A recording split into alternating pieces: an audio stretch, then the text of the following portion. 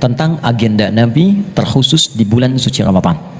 Apa yang dimaksimalkan oleh Nabi, itu yang coba kita tiru sehingga kegiatan kita lebih terukur, terencana, dan bisa maksimal saat Ramadan.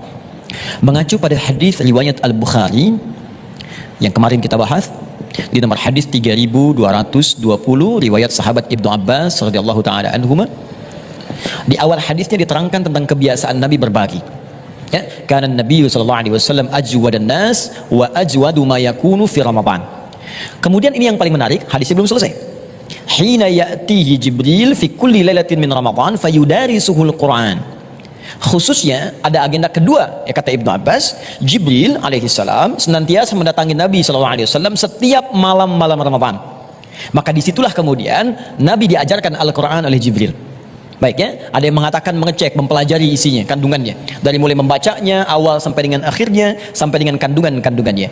Dan dalam riwayat lain disebutkan setiap Ramadan itu Nabi setidaknya menghatamkan satu kali Al-Quran, sampai di penghujung hidupnya di tahun itu hatam 2 kali Al-Quran. Nah, dari hadis ini, bagian terakhir di hadis ini, maka ada pakar hadis dan ulama fikih menyimpulkan di antara kegiatan Nabi saat Ramadan yang bisa kita rencanakan dan terukur adalah kegiatan berinteraksi dengan Al-Quran. Ini kegiatan yang hebat, agenda yang mulia, dan pahalanya melimpah. Bahkan ada ulama mengatakan tidak lengkap Ramadan seseorang jika tidak diisi dengan interaksi Al-Quran. Karena saat puasa itu diwajibkan, diikutkan oleh Allah kalimat turunnya Al-Quran. Buka Quran surah kedua Al-Baqarah ayat 185. Ya, Syahrul Ramadan alladzi unzila fihil Quran. Di bulan Ramadan yang kalian puasa itu, maka itulah waktu saat Al-Quran diturunkan. Nah sekarang teman-teman, ini hari keempat, coba dicek 3 hari ini sudah baca berapa ayat? Sudah khatam berapa kali? Sudah berapa halaman kita bacakan? Jangan sampai nabinya baca, umatnya tidak, padahal umatnya yang pengen banget ke surga. Jelas ya? Nah, cara berinteraksi dengan Al-Quran ini bisa dibagi pada 3 bagian. Satu, ada yang disebut dengan qiraat. Apa namanya? Qiraat, sekedar memperbanyak bacaan walaupun tidak fokus mendalami artinya. Ya, baca, perbanyak, hatam. Pahalanya setiap huruf kalau di luar Ramadan itu 10 setiap hurufnya. Mengacu pada hadis At-Tirmidzi nomor hadis 2910. Tapi kalau Anda kerjakan saat Ramadan seperti saat ini, dikali 10 kali lipat lagi, Masya Allah, setiap hurufnya. Anda bacakan 1 huruf, langsung dapat 100. Karena itu Al-Imam Asy-Syafi'i. Imam Asy-Syafi'i, Mas Bedu, tahu Imam Asy-Syafi'i? Masya Allah, kenal di mana? Masya Allah ya. Al-Imam Asy-Syafi'i cucu Nabi, ahli fiqih. Itu generasi keturunan Nabi maksud saya. Ahli fiqih itu setiap hari di luar Ramadan khatam Al-Quran, tapi khusus untuk Ramadan sehari 2 kali khatam. Ya, selesai Ramadan 60 kali khatam. Ya, kalau Anda masih berpikir belum butuh pahala, bayangkan banyaknya dosa. Jadi kalau hari ini Anda merasakan, ya Allah, dosa saya sudah 99, bagaimana menutupnya? Cara paling cepat Quran.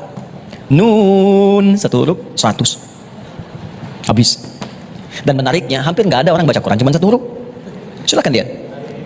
Qaf, dah dulu, lumayan 100. Gak ada. Bismillahirrahmanirrahim 19 surah. Berapa pahala didapatkan? Dengan ayat lain. Jika Anda bisa menghatamkan Al-Quran, maka berapa banyak pahala bisa didapatkan oleh kita. Sekarang Ustaz, bagaimana cara menghatamkan Al-Quran? Apalagi interaksi yang lainnya? Dari 2 poin belakangnya, kita coba nanti jawab setelah kita diskusi sejenak, supaya sedikit dulu kita bahas, tapi banyak yang dipahami. Kemudian nanti kita coba lanjutkan apa yang belum kita uraikan. Bisa dipahami insya Allah? Baik. Ada yang mau bertanya barangkali? Assalamualaikum warahmatullahi wabarakatuh. Waalaikumsalam warahmatullahi wabarakatuh.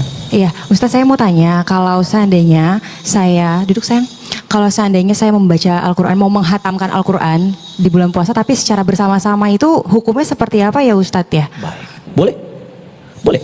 Cuma bagaimana teknisnya? Jangan sampai kumpul 30 orang, masing-masing baca 1 juz, udah selesai kita hatam Quran. Belum, kita hatam 1 juz. Nah, kalau ingin dihatamkan bersama-sama, misalnya, bagus.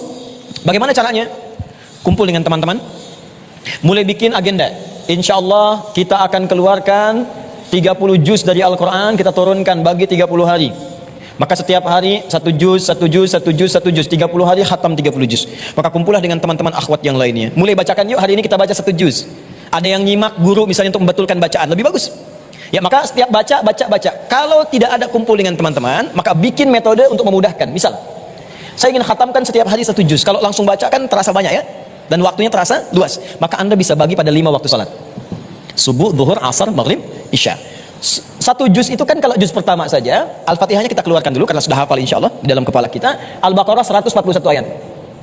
Bagi 5. Kurang lebih ada 28. Subuh 28 ayat. Kalau ingin ringan lagi bagi dua. Sebelum subuh 14 ayat, setelah subuh 14 ayat.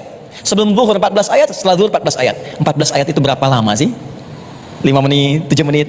Apa kita tidak punya investasi 5 menit untuk akhirat kita? Sedangkan dunia 5 jam kita penuhi untuk urusan dunia yang saat didapatkan hasilnya mungkin wafat seketika. Ya, jadi jawabannya boleh dikerjakan dengan catatan hukum yang dikerjakannya kalau ingin khatam maka baca dari awal sampai akhirnya. Jika hanya dibacakan satu juz maka pahalanya pun yang diberikan sekedar 1 juz saja pada saat itu. Ya Allah Ta'ala alam.